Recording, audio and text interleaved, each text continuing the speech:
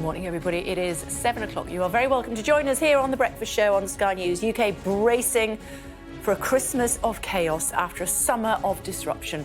From rail to mail, nurses, teachers and even university lecturers speaking to union bosses, and also joined by the Levelling Up Secretary, that's Michael Gove, of course. Plus, Sky News speaks to Manchester United's co-owner, find out what he had to say about plans to sell the club. It is Thursday, the 24th of November. Christmas chaos, a winter wave of industrial action as workers across all sectors of the economy walk out. Schools shut in Scotland as teachers strike in the first national stoppage in almost 4 decades, while the UK's biggest ever university strike hits campuses. I'm on the picket line as more than 100,000 Royal Mail workers go ahead with industrial action over some of the busiest online shopping days of the year. The Manchester United co-owner Avram Glazer tells Sky News in his first interview since the club was put up for sale why he's doing it. The board went through a process and it's decided it's going to look at different strategic alternatives, and that's what we're doing. Bullied and mocked, an NHS mental health trust in Manchester is ordered to make widespread reforms after some staff were filmed allegedly abusing patients. Beijing is now essentially in lockdown as China reports its highest number of daily COVID infections ever. Well, good morning from the World Cup in Qatar, where England and Wales are coming under increasing pressure to defy FIFA and that One Love armband ban after Germany's silent protest yesterday.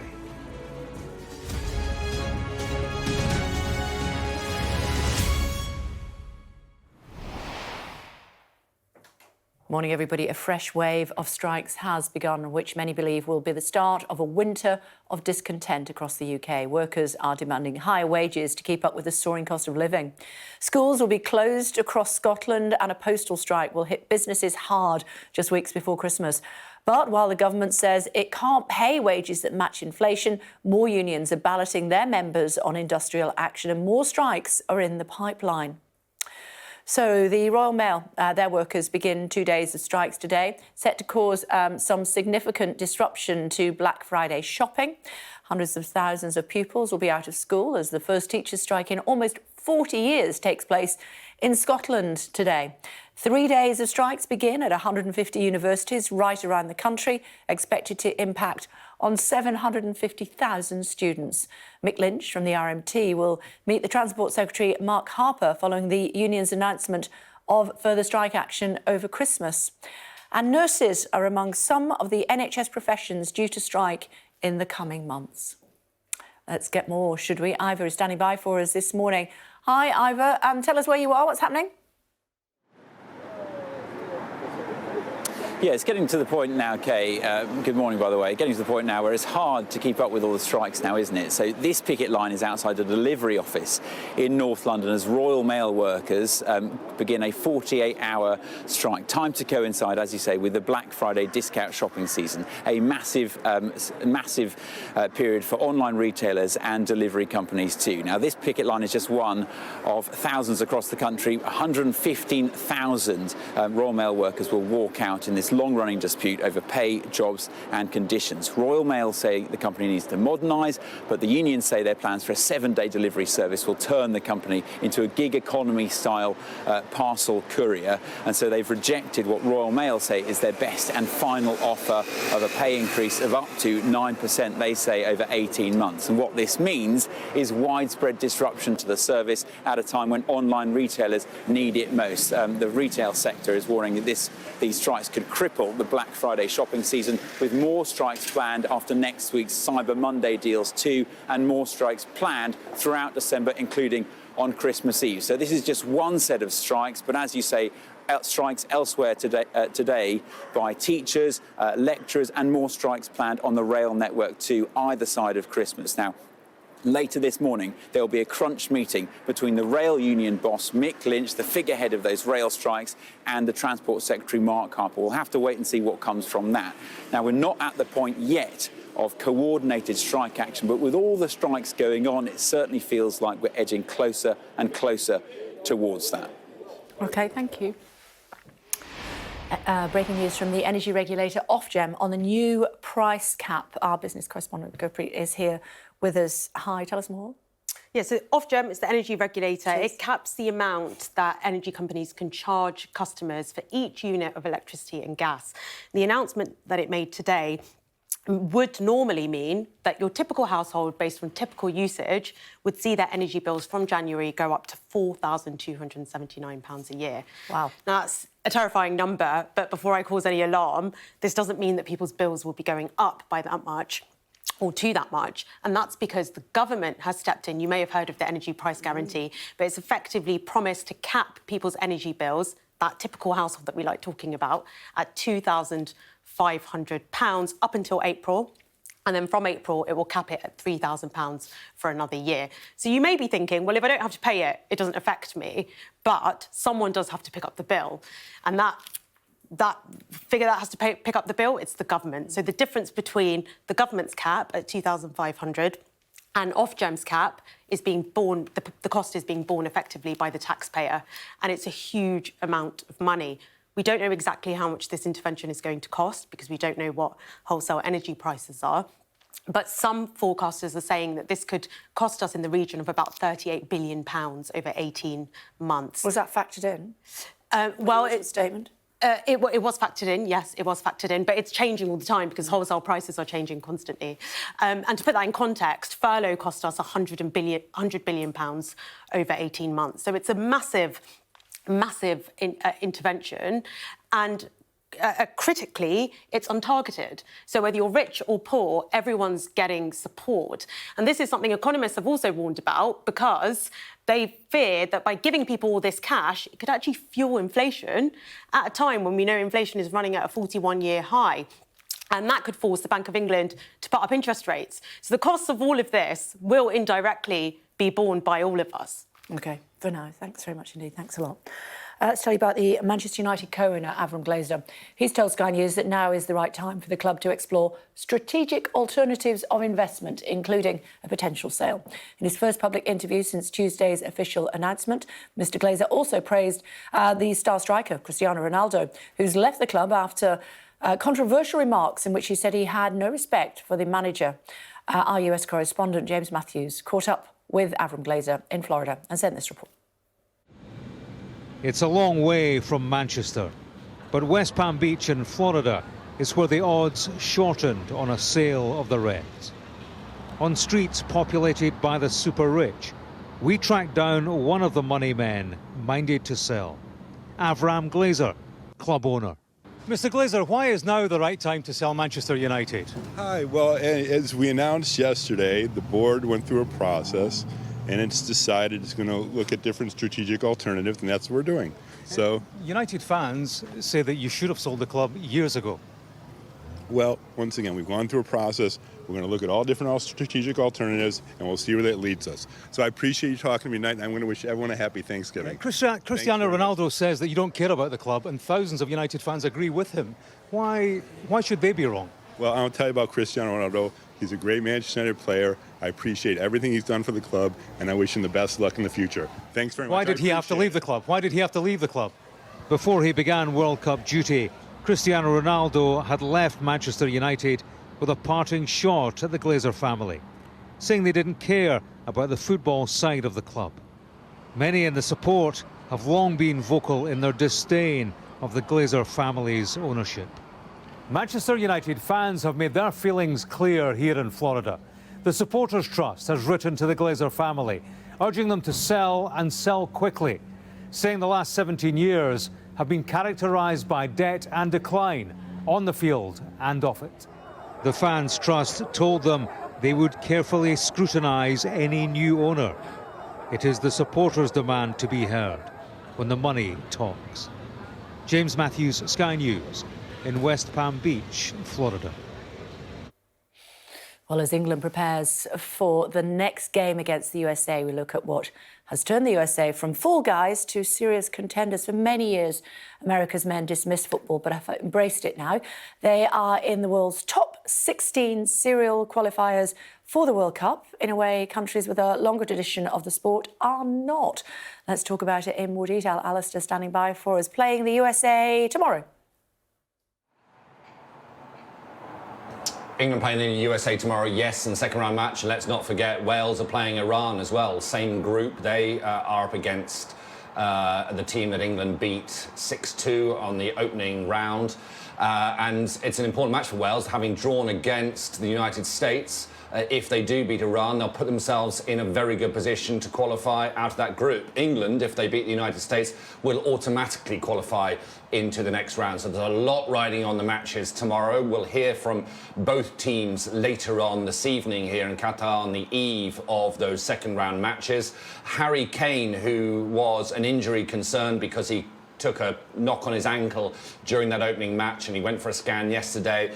All indications, though, are that he will be fit and ready for that match. Of course, if Gareth Southgate decides to pick him, and why wouldn't he? But I think England will be buoyed by the fact that they managed to knock 6 past Iran without Harry Kane scoring a single one of them, because they have relied on the Tottenham striker so much in the past. But now it looks like there are goals coming from all areas of the pitch for England. So very positive for them. I think Wales will take heart as well from their opening match against the United States. A pretty poor first half from them, but they managed to rally and come back for that draw. But the scandals continue, and there will be pressure on both England and Wales to make some sort of statement during their matches yesterday. They have been banned from wearing the One Love armband, as were the Netherlands, Belgium, Switzerland and Germany. But as we saw yesterday in Germany's match, before they kicked off, the pre-match photograph saw German players cover their mouths in a sign that they are being silenced, and that was their form of protest against FIFA. Will England and Wales do the same? We'll have to wait and see. I'm sure that will be one of the questions at the press conference later. And still to come on the programme for you. There's more disruption on the horizon as postal workers today begin a 48-hour walkout over pay and conditions. Speaking to a union leader about what this means for this Black Friday weekend. Also joined by the Levelling Up Secretary, Michael Gove. And then at 7:45, joined by the SNP's Neil Gray as pro-independence protests break out across Scotland.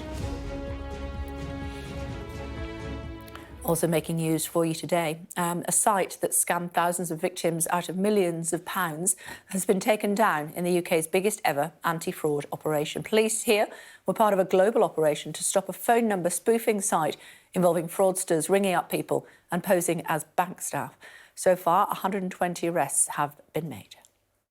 They've tricked individuals by calling them, by spoofing a bank's number. So the victim believes that they're having a call from their bank. They're then accessing their bank, their details, and they're inside their bank accounts, and they're tricking the victims into providing a one-time password, and then they're clearing out their bank accounts of all their money. The Home Office will present their case in the Shamima Begum hearing today, in which she's contesting the government's decision to remove her British citizenship in 2019. Begum's lawyers have argued the decision was unlawful, as the schoolgirl may have been a victim of trafficking when she left for Syria in 2015. In court, Begum's mother said her world fell apart when her daughter left 7 years ago. Data published today of every GP practice in England will show how long and how frequently people have to wait to be seen. It's hoped the move will improve transparency around performance and allow patients to make more informed choices about the practice they choose. Transport Secretary Mark Harper has told Sky News the rules for carrying liquids in hand luggage are being kept under review. Follows reports that security restrictions for liquids and laptops in hand luggage could be removed within 2 years due to the rollout of 3D scanners at airports. Since 2006, passengers taking liquids on a flight have been limited to 100ml bottles, which they must put in clear plastic bags. They are trailing, I think, those scanners at Heathrow at the moment. Came through Shannon Airport quite recently. Flew through, didn't have to take anything out of my bag, no laptops or anything. They've also got them, I think, at Schiphol Airport. Really make a difference to those queues. Remember, just yesterday we were talking to you about the longest queues for security here in the UK are at Leeds Bradford Airport. Best is London City. Talking about that in more detail in the 9 o'clock hour here on Sky News. Meantime, China facing a record number of new COVID cases, with residents in Beijing's most populous district urged to stay home. Let's get more, should we? Helen Ann is standing by for us this morning. This is going from bad to worse, isn't it, for the people of China? Yeah, it really is, Kay. I think it's a highly symbolic, very, very significant moment for this country. Daily COVID infections exceeding 31,000 yesterday, and that is the highest number that this country has ever reported at any stage of the entire pandemic. Of course, it's worth saying that right back at the beginning in 2020, it's not like any country in the world had any blanket testing regime, so, you know, there could have been more cases then, but it is nonetheless very, very significant. And it means that cities across this country are resorting to what we would consider in Europe to be reasonably old-fashioned measures. Lockdown, things getting closed. I just want to show you around a bit, Kay. This is part of the busiest central business district in Beijing. The queues for this COVID testing booth are normally absolutely huge, and they've been tiny today. And that is because people are being asked to stay at home. Businesses are all pretty much shut. No restaurants, no bars. You can do takeaway, but that's it. Certainly no shops. People being asked to work from home. People are allowed to kind of go out to take a walk to buy some food or whatnot. But that is about it. This city is essentially in lockdown, as are a number of other cities across China. And it's just worth also saying, Kay, that in the city of Zhengzhou, that's the other place that people have been focusing on this morning. Zhengzhou is where one of Apple's biggest iPhone factories is. There's a huge plant there. And there has been a COVID outbreak there over the last couple of weeks. And for 2 consecutive nights now, workers their anger at the conditions there has really spilt over. There was violent clashes with police last night for the second night in a row. Just worth emphasising how incredibly unusual these types of scenes are in China. There is a sense that people are frustrated in that factory plant, that they're not being able to leave. There's also a sense that people have complained they haven't had enough food. There's fear that different people with the virus are mixing with those who don't have it. There's a lot going on, and some of it's very difficult to decipher because a lot of it's been very heavily censored, and it's very difficult to access people there. But a sense, I think, that this policy in different parts of this country is straining at the seams. And remember, Chinese people are sitting at home watching the World Cup, and many asking why the rest of the world can gather in big groups without masks, live their lives normally, while this country very much feels it is still under the heavy weight of zero COVID. Worth saying, there are people here who support the policy. They think it's keeping them safe. But there will be big challenges for the government in the coming weeks as these cases continue to rise, how to keep them in check and how to keep people happy as well. OK, thanks very much indeed, Helen Ann. Thank you. Keeping a close eye on that story for you. Also, keeping an eye on what's happening with industrial action up and down the country. Postal workers have begun a 48-hour walkout over pay and conditions impacting this Black Friday shopping weekend. Let's speak to Dave Ward, should we, General Secretary of the CWU, Communication Workers Union, of course. Hi, Dave. Good to see you. Thanks for joining us on the programme this morning. I'm guessing you've timed this strike for now to have maximum impact with Black Friday. Well, I think, Kay, we've got to be honest here that postal workers who only 18 months ago were being hailed as key workers for keeping the country connected during the pandemic are now facing the most brutal attack on jobs that we've seen in this country for decades. What's going on, and I really do wish that people could look into what's actually taking place here, not what the company is saying. The truth is that this company is axing thousands upon thousands of jobs.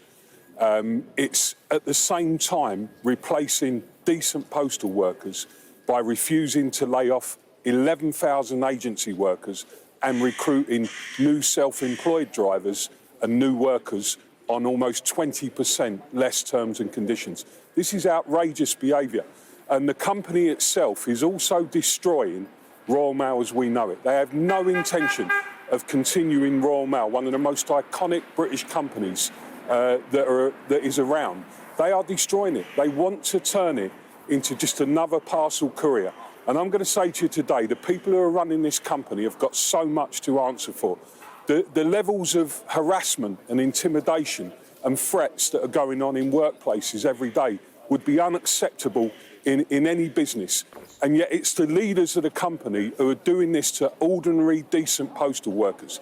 And we're not going to put up with this. We cannot accept what they're doing. We don't want to be on strike. We want to reach an agreement. We want to serve the communities that our members have been doing for years and years. And I just wish that the government would really look at this. I think this is getting bigger now than just a dispute about our members' jobs, terms and conditions. No company should be allowed to lead a group of workers and a service so popular as Royal Mail in the way that they're doing. OK, what sort of threats have your members been subjected to? Well, I suggest that you speak to postal workers. I'm speaking to you, Dave. You made the allegation. Not Tell me when what they're they on are. Strike. Yeah, no, OK. I'm making the allegation because it's threats about micromanaging people every day, telling them when they've got to work, when they can't work, threatening them if they bring mail back because there's quality of service failures that they'll be sacked. So they're trying to put pressure on people to work beyond the time they're being paid. Just speak to postal workers. They'll say. I've seen women postal workers recently resigning because saying that their mental health is being affected by the leader of this company who spends all of his time on his workplace social media platform, almost at war with his own workers.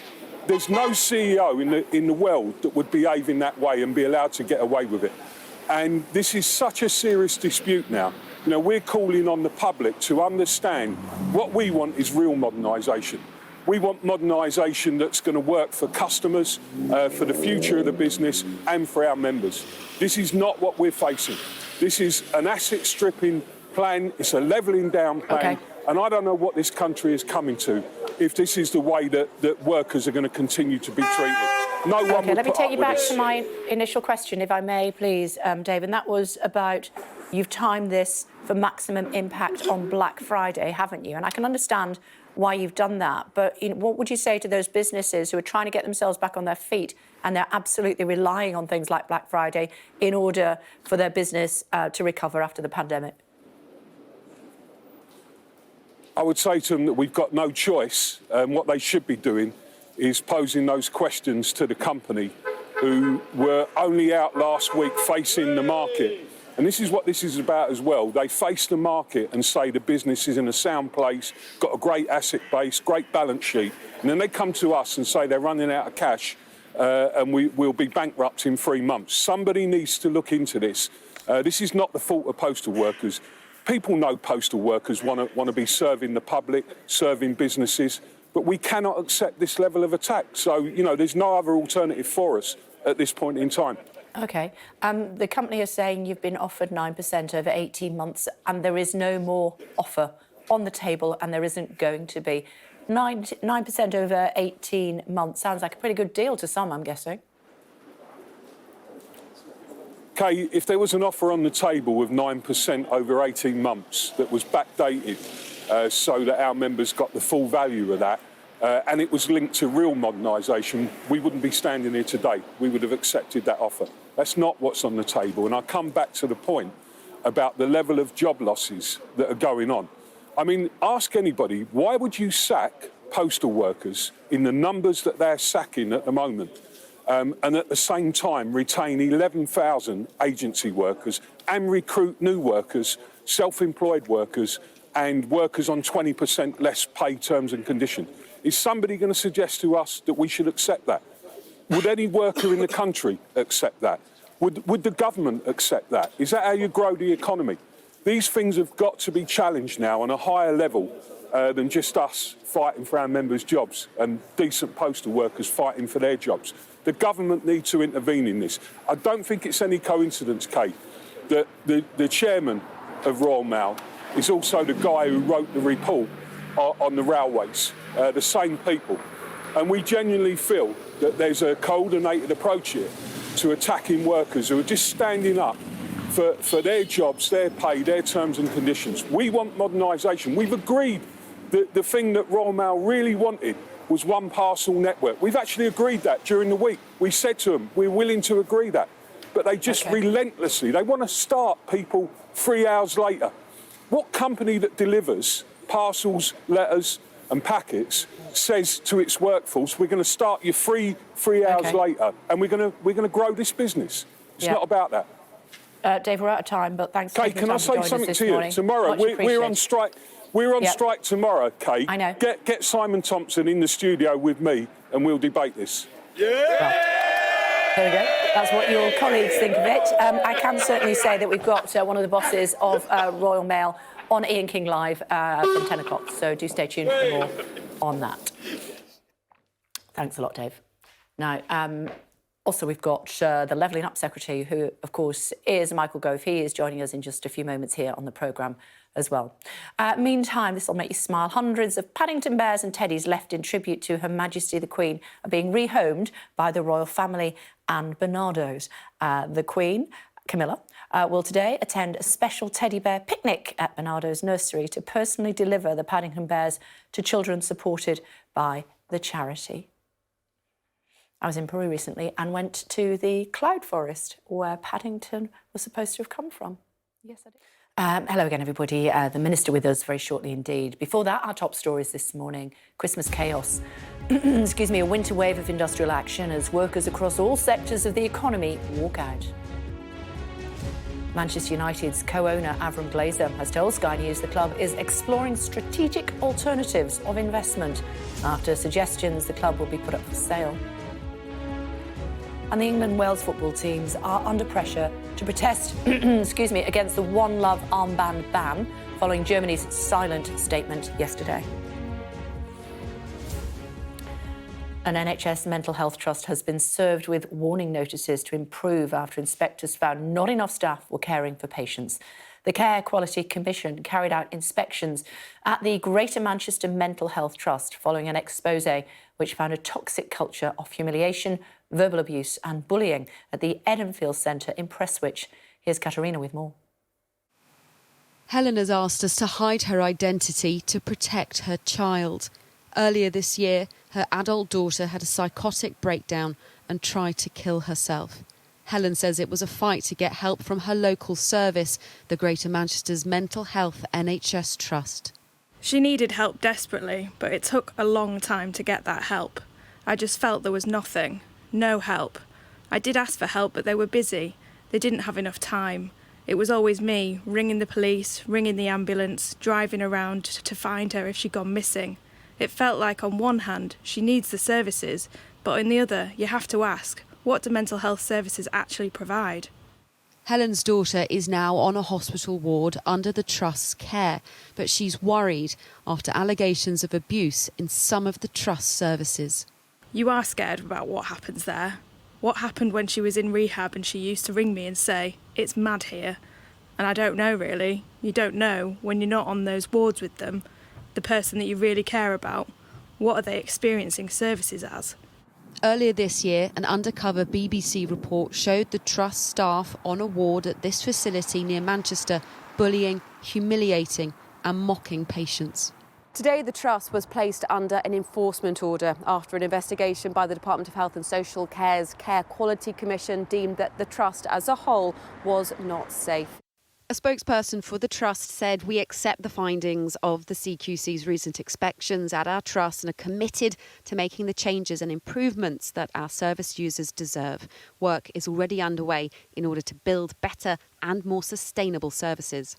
But this mental health campaigner who works with families says they've been raising safety concerns with the Trust for more than 2.5 years and were told that nothing was wrong. We knew it wasn't good about the care, and this is something I think that the review process needs to look at. How come that senior management have been so insulated from the realities of what's happening on the ground? NHS England has already intervened, putting the Trust this week under a new management strategy. There will be also an independent review and a deadline to make improvements and make services safe. Katerina Vitozzi, Sky News in Manchester. Pleased to say that the Levelling Up and Housing Secretary Michael Gove is with us now. Good morning. Thanks for joining us on the programme this morning. Mouldy houses. You, I believe, are suggesting that organisations like those in Rochdale should get their money cut because of mouldy houses. How does that help people who need to rely on these associations? Well, housing associations should be looking after their tenants first. And we're not giving money to people who are not even looking after their existing properties to build new properties. They've got to make sure that they look after their tenants. It would be, I think, wrong of us to give public money to an organisation that is failing until it gets its own act together.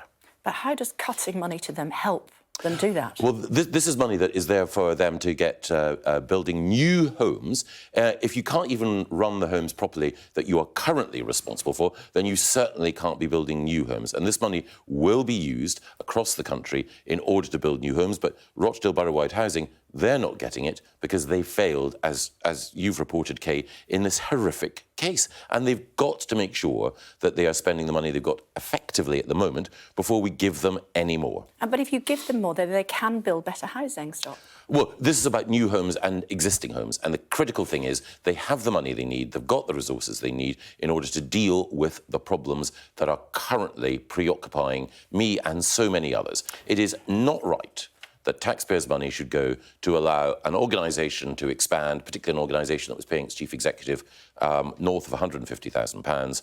They should not be getting extra cash until they use the money they already have to improve housing. And I'm saying to all housing associations that their responsibility is to deal with the damp, the mould, and some of the other problems that have been identified by campaigners that are meaning that there are thousands of tenants who are living in homes which are not fit for human habitation. Where do you stand on the argument about building 300,000 new homes a year? Because it seems to be splitting the party at the moment, and thus the government. We all know that we need to build new homes. I think there's a consensus about how we build new homes. There is a conversation about how we make sure that the planning system works better.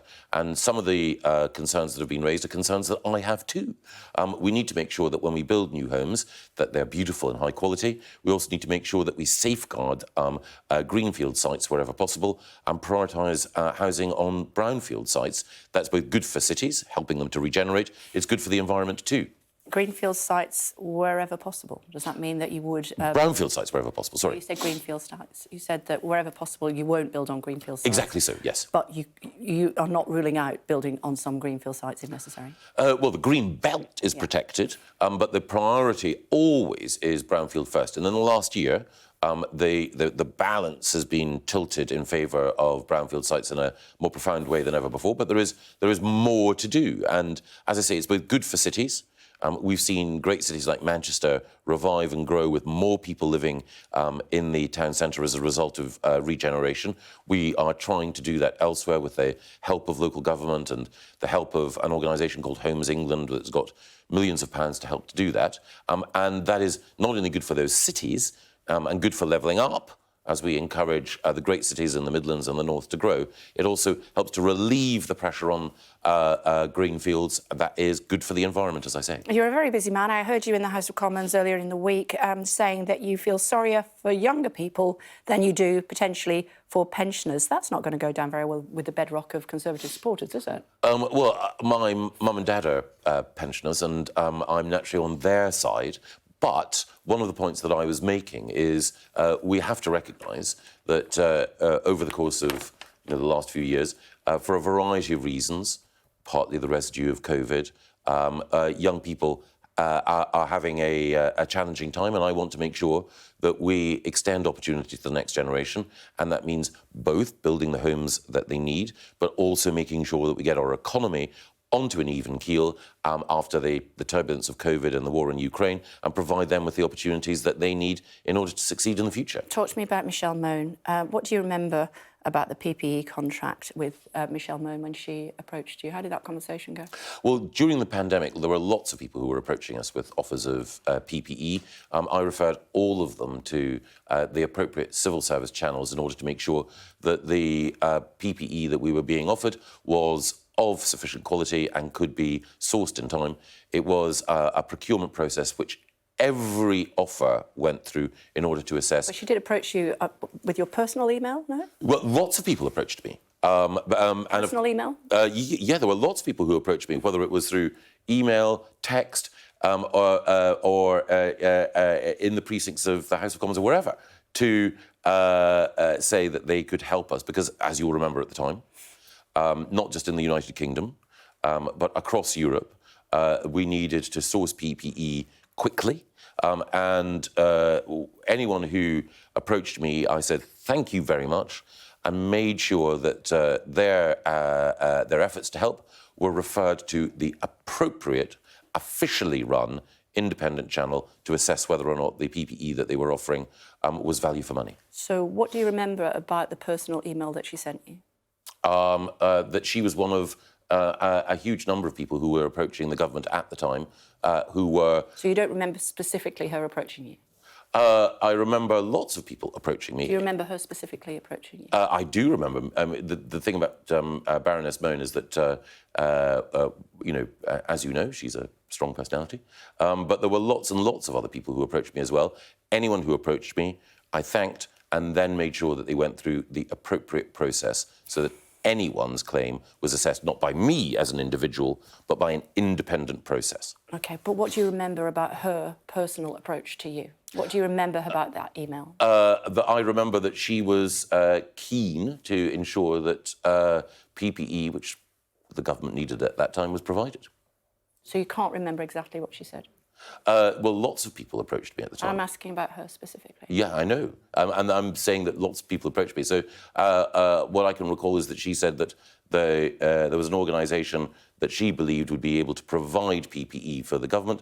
And I said to her, as I said to everyone, thank you very much, that's very kind. We do need PPE, but I'm not the person who can make that decision as to whether or not this contract should be awarded. OK, but you did forward on that contact. And... yeah, as I did with lots of people, because, but I'm talking my view... about her. Specifically about her. How do you feel about the fact that millions of pounds was wasted because of that introduction?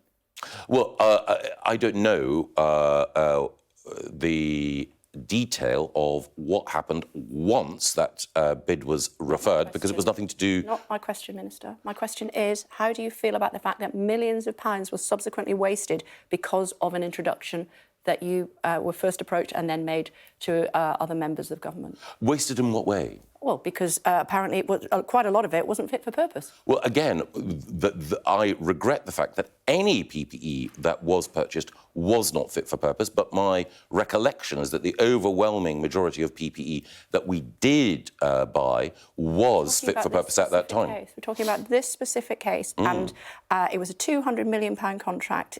Some suggestions that she made, £19 million personally, you know, that's alleged. I don't have the facts that can confirm that or otherwise, but what we can say is a lot of that PPE was subsequently not fit for purpose, and it was an introduction through you. How do you feel about that in hindsight? Well, I regret the fact that any PPE that we sourced was not fit for purpose, but the job that I was doing at the time was to make sure that at the time when we were facing a terrible pandemic, that anyone who wanted to help, anyone who was making an offer of PPE, was referred to the right channel. I would have hoped that you or I, if someone said, I can provide PPE, that we would have said, great, the thing to do is to go to this official government process, to go through this procurement gateway, to have the quality of the contract that you're seeking to secure assessed. I understand, but I'm asking how sorry you are now that actually all that money was wasted because of an introduction that was made by you. The first thing I was going to say is that I introduced lots of people, so of course I regret the fact that there was any that was wasted, but what you're trying to imply is that it was I'm just asking how you feel about it. I mean, I would be mortified if it had been me. Because... because it's a lot of money that's been wasted. Yes, of course it is. And of course, one of the things is that none of us want that money to be wasted, but the problems that we had with PPE at the time meant that we were anxious to secure contracts from everyone. The fact that some contracts meant that some of the material that was procured was not up to standards. A decision that was made in haste? Well, everyone was making that decision... Just saying it's correct. Everyone was making that decision on the basis of what individual organisations put forward and what the independent process decided. I did not decide to award that contract. You didn't, you're right. Talk to me about energy. Are you having my water? Okay, yes, that's fine. Thank you. I wonder how you're saving energy at home, because the Chancellor's telling us that we need to save 15% on our energy bills. What are you going to do? Well, at home, I try to as much as possible, make sure that I turn down the thermostat, that I limit my energy use. But again, I'm conscious that as a minister, I'm in a relatively comfortable position compared to many others. So I think the right thing to do is to make sure that we safeguard people with the energy price guarantee, and we also provide people with routes to get the advice that they want on how to minimise their energy usage. We know that you're a very healthy man. We often see you out running. When you do need to go to the doctor, do you use a private GP? I, wherever possible, always use the NHS, but I have, on occasion, used private medicine. We know that the Prime Minister does that as well. What do you think that says about the optics for people when they have to wait a fortnight for their GP and the boss who is in charge of that system can spend 250 quid and just pop in? I think the most important thing is making sure that all of us do what we can in order to ensure that the NHS gets the resources that it needs. So you support him using a private GP when he wants to? Do you think everybody that's got enough money should use a private GP to take pressure off the system? No, I wouldn't give anyone else any advice about their own healthcare choices. OK, final question before I let you go. These pesky 100ml bottles at the airports, apparently that's going to be scrapped with these new scanners. I don't know if you've heard that or not. How relieved are you about that? Well, whenever I fly, I always take a minimum level of cosmetic and other unguent with me. So I don't think it will make much of a difference to me, but for those people for whom it will make flying more convenient, I'm delighted. It's great to see you. Take the water with you. We'll make you a cup of tea. Thank you. Thank you very much indeed, as always. It's great to see you. Quick look at the papers for you. Referendum indie bin. That's how the Metro headlines the Supreme Court ruling that a second independence vote in Scotland can't be held without permission from Westminster. The Eye says that the PM is facing a battle with his own MPs who are demanding he comes up with a clear agenda to take the party forward. Tamara's here. Hi, Tamara. That was interesting, wasn't it, about Michelle Mone and also about the fact that he does use a private GP? That's right, yes. Story in The Guardian today alleging that Baroness Mone, who was ennobled by the Conservatives, she received a secret £29 million, they claim, from a PPE contract with the company that she claimed to have nothing to do with. Michael Gove concedes that the initial contact was made with him, that she contacted him to say that she wanted to supply PPE. She's been questioned quite a lot over the last year or so about why it wasn't declared, and The Guardian now have documents suggesting the money was moved to an offshore trust that she and her family benefited from. So it's more about this VIP lane, which ministers have repeatedly defended, saying we were acting at speed, we had to procure this PPE during the COVID crisis, but it sounds like a lot of people may have enriched themselves on the back of some of these big contracts. So we heard from him on that, and of course his big announcement today is about social housing. He's going, I understand, to Rochdale later today to speak to some of the people who were involved in the decisions around Awab Ishaq's family, who contacted them repeatedly saying, we've got mould in our house, come and deal with it, and clearly those concerns were not acted on. So he says he's going to go there and that he's going to restrict that housing association from having any more money to build new affordable homes until the regulator has completed its work, although there are questions about whether giving them less money is actually the answer to this problem. He says it's new money to build new houses, and he's not going to give them the money until that's right, over the coming 5 years. Yeah. Yes, until they were expecting £1 million over 5 years, and they can't have any to build new homes until this is sorted out. But I think sort of Labour and some in the housing sector say that obviously there was a cultural problem with them not acting on concerns, but perhaps the reason for a lot of social housing being dilapidated is lack of money. So I think there'll be questions about whether more enforcement is actually the answer. OK, for now, thank you.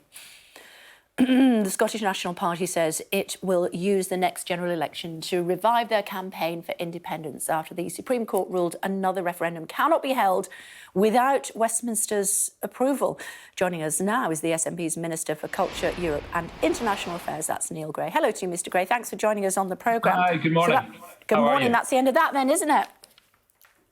No, it's not. It's the Yes movement, the independence movement in Scotland now becomes the democracy movement in Scotland, because it's incumbent. It's not a small question. It's not a small issue to expect governments to respect democracy. You know, the people of Scotland elected a parliament in the Scottish Parliament last year with a record number of pro-independence supporting MSPs. The last time that a majority of pro-independence MSPs was elected was in 2011, when the then Prime Minister David Cameron respected that outcome and granted a Section 30 order, which granted the temporary power to the Scottish Parliament to legislate to hold an independence referendum.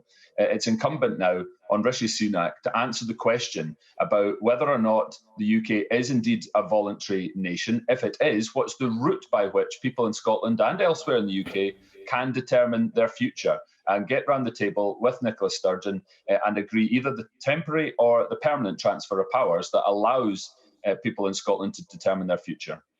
That's as maybe, but the SNP, given what the Supreme Court said and ruled yesterday, is now a busted flush, because you cannot have another independence referendum without the say-so of Westminster, and they're not going to let you.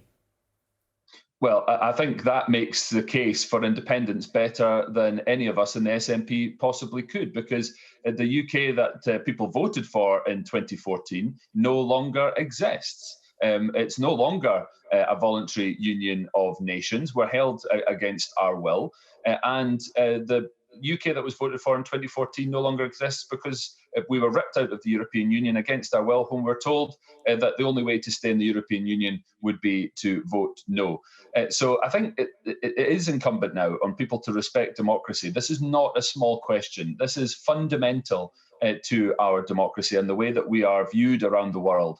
And I do expect Rishi Sunak to have to answer that question around the voluntary union and around whether or not how people in Scotland and elsewhere in the UK are able to decide upon their futures. You know, at the moment, as it stands, an English political party or people in England would just need to elect a majority of MPs in the UK Parliament in order to extricate themselves from the Union. Now, at this point in time, the SNP, of course, has a majority of Scottish seats in the House of Commons, and a record majority exists in the Scottish Parliament of pro-independence MSPs. What more is required for people in Scotland to be able to determine their future democratically? What more is required is that Westminster must allow you to do that, and they're not going to. Which, again, makes the case for independence better than... I hear you, but it's not going to make any difference, because Westminster has to allow you to... The court, the Supreme Court, the highest court in the land, said this is what has to happen, and we know that the Prime Minister is not going to do that. Yep, and so we will need to make sure that our democracy movement in Scotland, which is now the pro-independence movement, gets on the streets. We campaign, we can continue to convince people of the merits of independence, and we use the next democratic event to ensure that people in Scotland can have their say. Yeah, you're talking about a general election. We also know that that cannot be used as a referendum for independence. Nobody says that it cannot. Perhaps people would prefer that was not the route. And we certainly think that the best way of people determining their future is the gold standard of the 2014 referendum, where there was an agreement reached between the two governments and a referendum was held that allowed people to have their say. Of course, since then, circumstances have changed. The UK that people voted for in 2014 no longer exists, in that we've been ripped out of the European Union against our will.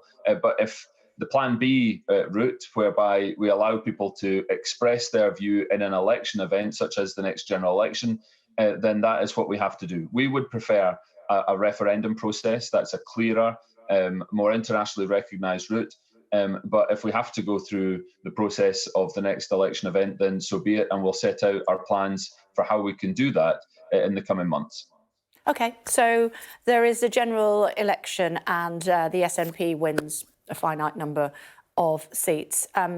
It's still not a referendum. You would still have to say, as a result of this, we feel that we can leave and have our own independence. And whoever the Prime Minister at Westminster is at the time will say, no, you can't. Then what? And then you'll have nations around the world looking on agog at the UK and its anti-democratic approach. No, what they'll approach. say is that you said in 2014 that it was a once-in-a-lifetime vote, and the people of Scotland, good people of Scotland, said, you know what, we want to stay part of the Union.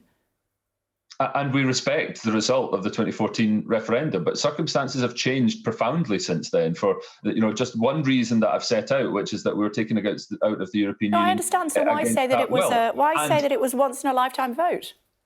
It was a once-in-a-lifetime opportunity. Democracy does not stand still. It's not a Not what you said. event.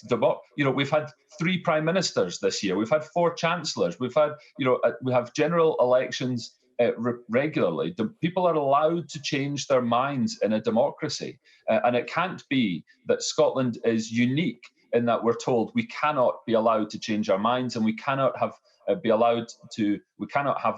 a respect for the democratic expression that we have.